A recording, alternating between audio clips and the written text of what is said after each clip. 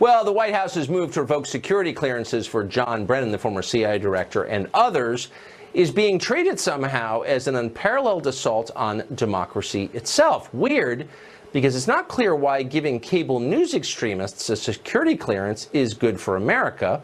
But to the left, apparently, it's a central part of the function of government, along with letting non-citizens vote and ignoring the Second Amendment. So what exactly is the reasoning for this? John Summers is a former staffer for Senator Harry Reid, and he joins us tonight. John, thanks a lot for coming on. You bet. Thank you, Tucker. So you can't see him, but I'm looking at my cameraman now, who served in the U.S. Army in artillery in the first Gulf War. And he served his country in war. He left. He did not get to take his howitzer with him. Why would John Brennan, who no longer works for the government, get to take his security clearance with him? Well, because I think what we're seeing is actually another exposure of President Trump's willful lack of ignorance about what this all means. First of all, two of the people he listed don't even have security clearances to begin with. But the reality is what he's actually doing, rather than punishing the people who he's mad at right now, what he's actually doing is putting up an obstacle in front of the people who actually work under him and his administration, who are working to keep us safe. Because what happens is those people... I'm confused. So, okay, but how does John Brennan, and I want to understand this, sincerely, I don't want to interrupt you, but how does allowing John Brennan, who is a cable news pontificator and a political extremist, you compare his views against the public opinion polling, he's on the extreme, how does giving him a top secret clearance when he does not work for the government, how does that help America? Seriously. Because, no, and I think that's a really important question, and I'm glad you asked it. Because, I know, that's why this show raised it originally. Right, because people like him, whether you like him or not, are valuable resources to people who are currently in the intelligence industry, who are serving under this administration.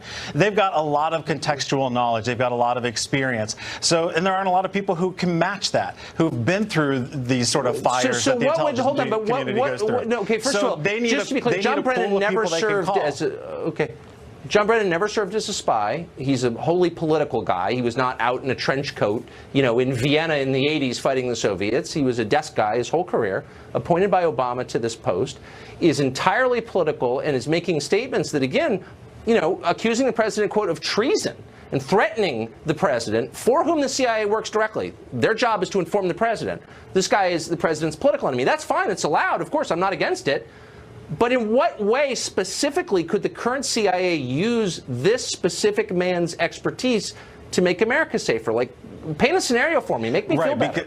Because it's not just the CIA, and I've not actually worked in that branch of government, so I've not been through those through those scenarios. But the reality is, like I said, there are very few people who have that. There are very few people who have that knowledge and expertise, and so what knowledge and expertise? Look at the crises that we're going through right now and the importance, the major situations that we're going through in North Korea, with Russia, with Iran. You've got people who have served under multiple administrations who have a lot of knowledge on both sides of the political spectrum. And I think when you talk about... But hold on, I'm not talking about a lot of people. I'm talking about John Brennan specifically, the former head of the CIA, who walked out of a government job with maybe the single most important government asset he could take with him, which is his access to top secret classified material. So, well, that's where you're wrong. Again, he doesn't have access to classified information.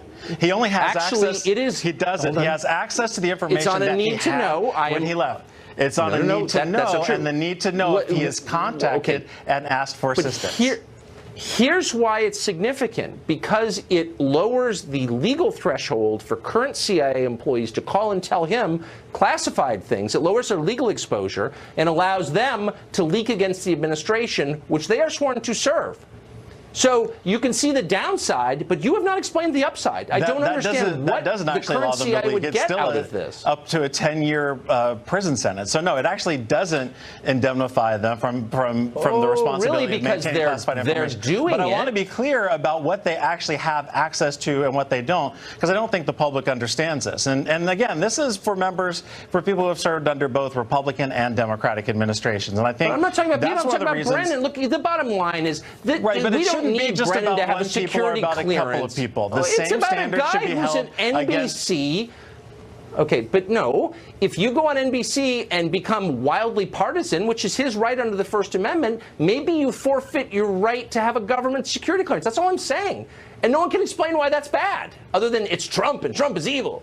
because it's all partisan and it all targets just a small pool of people. If he actually has an issue the way he described, then it should go against Republicans and Democrats and all people. I agree, but and that would be a all right, John, we're out of time. They're barking at me in my ear. Maybe the CIA. Thank you. Great to see you tonight. You too. Well, the past year of various Russia investigations have completely dominated the business of government in Washington, but there was supposed to be a payoff at the end. We were supposed to find a sinister plot between Donald Trump and Vladimir Putin to take over American democracy, but we didn't find that.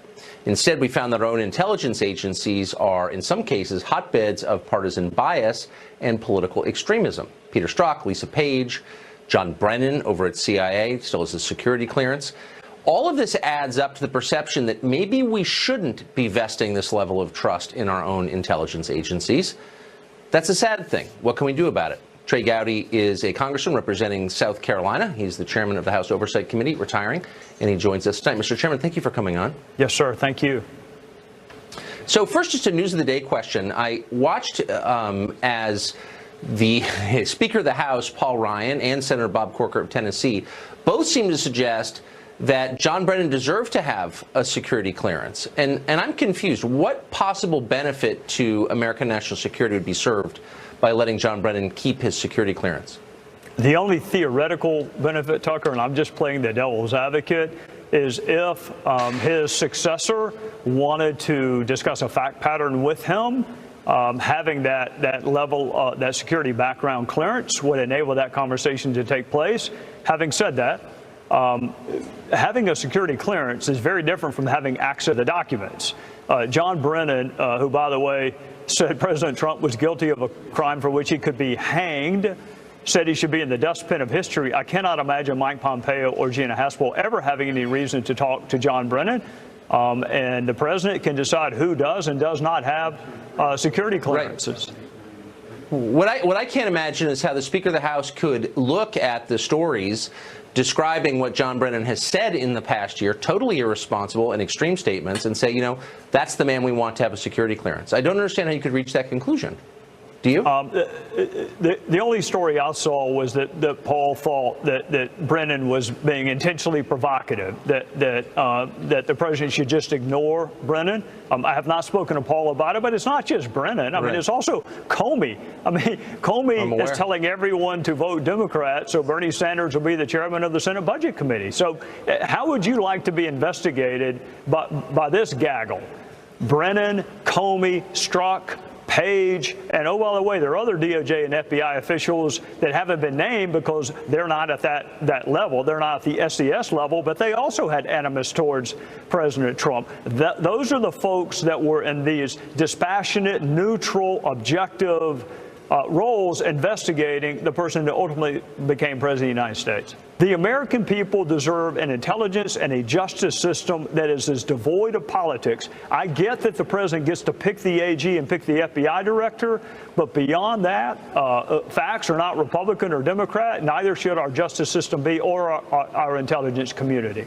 So very quickly, Democrats on the Hill are enjoying this because it serves their short-term partisan interests, and so they're abetting it. But if you talk privately to any of them who acknowledge that at some point there's going to be a Democratic president, and is that person going to be comfortable knowing that the intel agencies could turn against him and destroy his presidency? I mean, are they thinking this through at all, do you think?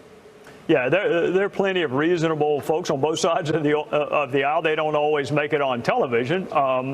Yes. But I think one of the challenges and one of the reasons that I'm glad to be doing another line of work come 2019 is the ultimate objective right now is to win. I mean, Adam Schiff says he has evidence of collusion between the Russians and President Trump. He said it over a year ago. He's presented to absolutely no one. There's no accountability for it.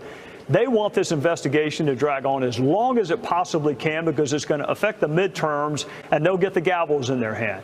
And what I would hope all of my federal citizens, regardless of whether you're Republican or Democrat, is just have higher expectations and demand more from your elected officials. It's not just about winning. It's also about governing in a responsible way that is worthy of people's respect. Adam Schiff accused me of working for Putin. He's an irresponsible buffoon. It's sad to watch it, actually. Mr. Chairman, thank you very much. Try working with him. Try working with him. It's worse. I can't even imagine. I can't. Our empathy goes out to you. Thank you. Thank you. Well, the Attorney General just singled out colleges for turning bright young minds into sanctimonious fools, authoritarians. He's clearly right. Just how bad are things on campus? Should you stop participating in the system that's destroying America? We'll talk to a college professor about that coming up.